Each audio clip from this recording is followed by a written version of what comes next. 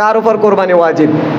প্রত্যেক সুস্থ মস্তিষ্ক আকেল বালেক, যিনি সুস্থ আকেল বালেক, তার কাছে যদি 7.5 ভরি স্বর্ণ অথবা 52.5 তোলা রূপা থাকে, অথবা এ পরিমাণ কোনো সম্পদ যদি তার কাছে থাকে, তাহলে তার উপর কোরবানি ওয়াজিব। এখন সময় কতদিন? 10 তারিখ, 11 তারিখ, 12 তারিখ, এই 3 দিনের মধ্যে যদি কেউ সামর্থ্যবান হয় কোরবানি করার মতো, 7.5 ভরি স্বর্ণ অথবা 52.5 তোলা রূপা পরিমাণ টাকা যদি তার কাছে থাকে, অথবা তার সমস্ত আসবাবপত্র মিলিয়ে যদি তার কাছে কোরবানি দেওয়ার মতো সামর্থ্যবান সে এই 3 দিনের মধ্যে হয়, তাহলে তার উপর কোরবানি ওয়াজিব। এখন আসেন এই কোরবানিটা সে কীভাবে করবে? যেমন আমার উপর কোরবানি ওয়াজিব, এখন আমি একমাত্র আমার নামেই, আমার পক্ষ থেকে একটা নামে আমাকে কোরবানি দিতে হবে।